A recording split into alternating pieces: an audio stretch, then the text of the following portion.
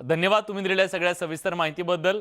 आणि या सगळ्या राजकीय नाट्यावर आपली नजर असणार आहे। पण किरीट सोमय्या यांच्यासोबत माजी खासदार निलेश राणे आहेत। आम्हाला पोलिसांनी बसवून ठेवलं, आमचा FIR घेतला नाही, पोलिसांवर राजकीय दबावाखाली काम करत असल्याचा आरोप सुद्धा निलेश राणेंनी केलाय।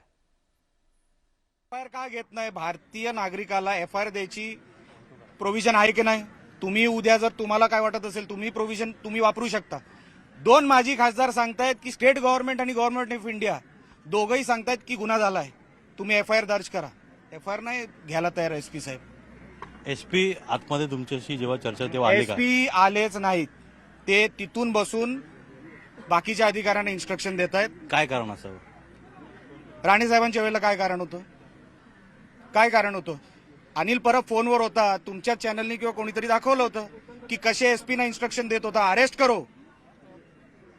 तसाच प्रकार चाललाय की त्यांना काहीतरी वेगळा घडवा, इथे त्यांना law and order बिघडवायचं।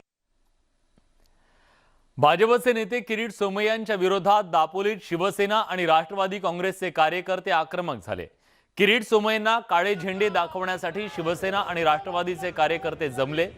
Kirit Somaiya Dapoli police स्टेशनच्या आतमध्ये असताना दापोलीत शिवसेना आणि राष्ट्रवादीच्या कार्यकर्त्यांनी आंदोलन केलं। सोमय्यांच्या दापोली दौऱ्याच्या निषेधार्थ मुंडण आंदोलन सुद्धा करण्यात आलं।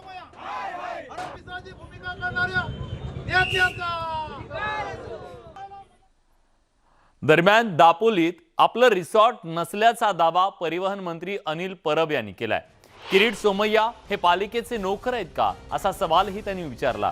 किरीट सोमय्यांनी हिम्मत असेल तर रिसॉर्ट तोडून दाखवावं असं आव्हान सुद्धा अनिल परबांनी दिलं। किरीट सोमय्या हे आपली प्रतिमा मलिन करण्याचा प्रयत्न करत असून त्यांच्या विरोधात हायकोर्टात दाद मागणार असल्याचं अनिल परबांनी स्पष्ट केलं।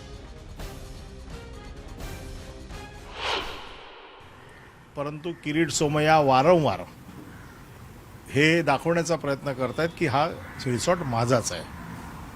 कागदोपत्री त्यांनी ते सिद्ध करावं।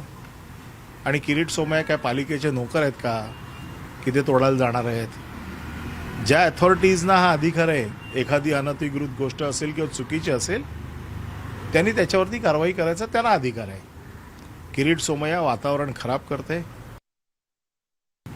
मी हायकोर्टात या बाबतीत अगोदरच याचिका दाखल केली आहे आणि मी पुन्हा हायकोर्टामध्ये जाणार आहे की माझा काही संबंध नसताना वारंवार अशा पद्धतीने आरोप करून माझी प्रतिमा खराब करण्याचं काम आणि ह्या माध्यमातून लोकांच्या मनामध्ये एक संभ्रम निर्माण करण्याचं काम, महाविकास आघाडीच्या बाबतीत संभ्रम निर्माण करायचा, मंत्र्यांच्या बाबतीत संभ्रम निर्माण करायचा, म्हणून मी पुढच्या आठवड्यात मी स्वतः कोर्टात या बाबतीमध्ये अजून एक पिटिशन फाईल करणार आहे।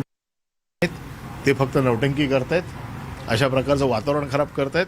पण दुःख माझं एक आहे, मी पालकमंत्री आहे रत्नागिरी जिल्ह्याचा, त्यामुळे तिकडच्या स्थानिक रोजगारांचा प्रश्न बघण्याची जबाबदारी देखील माझी आहे। आणि या हॉटेलवाल्यांच्या व्यवसायावरती अशा प्रकारचं आक्रमण करून, अशा प्रकारचं वातावरण, घबराटीचं वातावरण करून, कारण मला जी माहिती मिळाली आहे की हे रिसॉर्ट बांधलं गेलं त्या परवानगी घेऊन बांधलेलं आहे।